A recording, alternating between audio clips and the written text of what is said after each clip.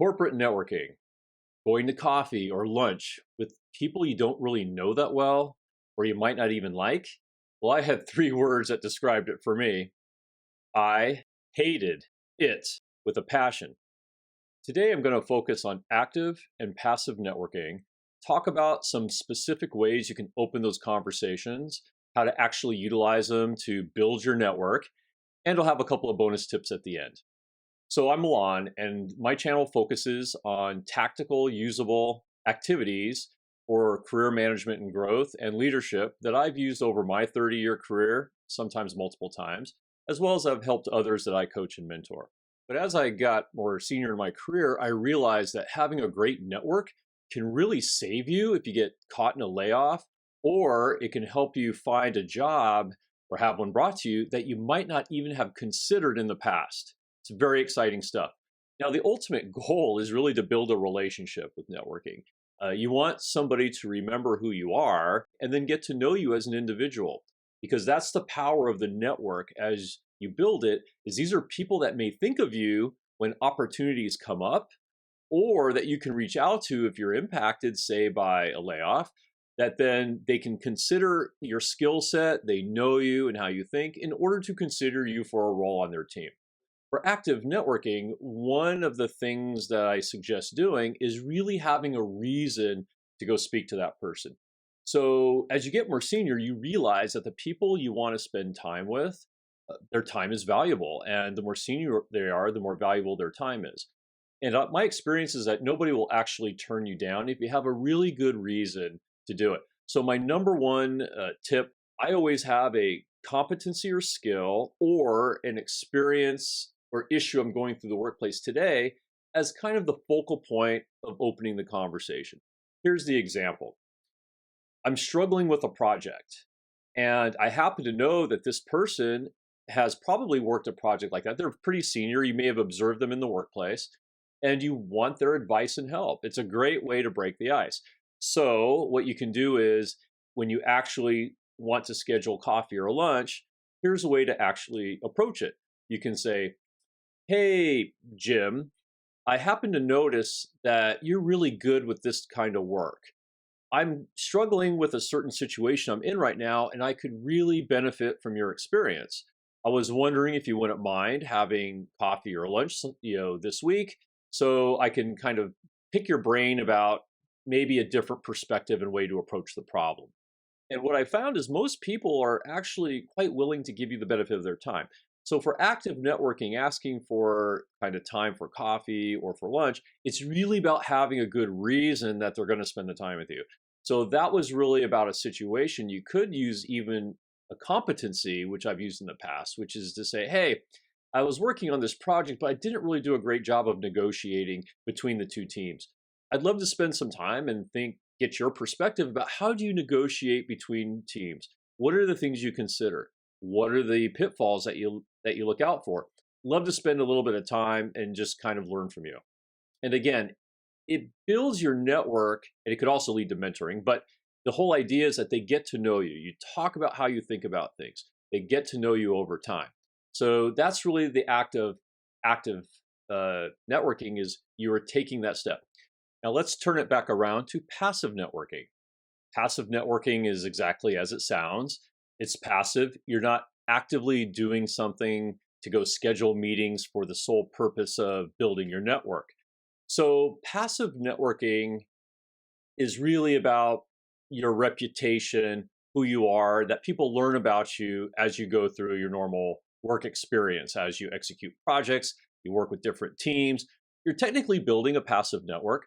So it doesn't have the same, what I say, focus as active networking, where you're really targeting potentially individuals or people that are more senior that might have some kind of area that's close to yours where you're really trying to maybe make an inroad. But there are ways to manage passive networking. I've actually built my passive networking on almost every team that I've gone on by identifying some of the key partner leaders that I work with as I'm working a project or two, asking them how I can help them. And it usually doesn't even have to do with my own project. It's also how I build organizational currency. But in this case, I will actually, instead of asking for coffee or lunch, I really just ask them for a way to help them. Because as I help them, then as you think about it, you're building a relationship. And you're also building a positive relationship because you haven't actually asked them for anything. So this is a case where when I go into a new organization, I try to identify certain leaders or peers that I really want to build a relationship with. And sometimes, frankly, they're not into the whole coffee or lunch routine. So the best way is to work on projects or help them with something that they're doing. And that's the way I've built my passive network over time.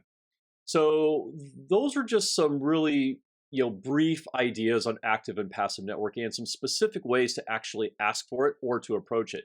Now, what I can tell you about me personally is the last couple big jobs that I've even received were not even from me asking for those jobs, but my network thought of me when certain roles became available. And since they knew me, because either through active or passive networking, they knew that I might have the skills and I might be interested in a role that wasn't even down the direction I was thinking. So that is really the value of building your network, is not only so if you get impacted by a layoff, you can kind of go talk to different teams, say, hey, I'm available. Is there something that you have? And you have enough people in the company that kind of know you. But it's also for external. When people leave the company, they'll keep you in mind. Now, let's talk about a few bonus tips. My number one bonus tip is that active and passive networks with people you know require care and feeding. You really do need to keep up with your network. It's not a one and done. Like sometimes with mentoring, you'll do one mentoring session and never really talk to those people again. A network is a relationship, and you must care and feed that relationship every quarter, twice a year, whatever is appropriate for the individuals in your network. You should spend some time with them. Make a reason to go talk to them. Just, after you've known them for a while, it's okay to buy them coffee or lunch to keep up the contact. But it is always good, I found, to go back to the first concept I had in active networking, was to have kind of a reason to go speak to them. It happens to me today. People I haven't spoke to for a while in my network will have something they want a perspective on, and they'll reach out, and that's okay. So my number one tip is that your network requires active care and feeding over time if you want them to be valuable when you may need them in the future. So that's number one. Number two, target the people that you want to build your network with by asking. Ask your manager, ask your peers, ask other senior people you work with. Hey, I'm looking for someone who's really good with cross-group collaboration and influencing. Who would you suggest? Who can you write me a letter or email of introduction to? You'd be surprised how many people, especially people who've been around in a company a while, will know people in the company who are really good to help you kind of build out your network. So again, tip number two is ask for the people to network with, and it does help to use a situation or a competency that you're utilizing. And number three is really for some of the larger companies that have what I call peer and mentor rings.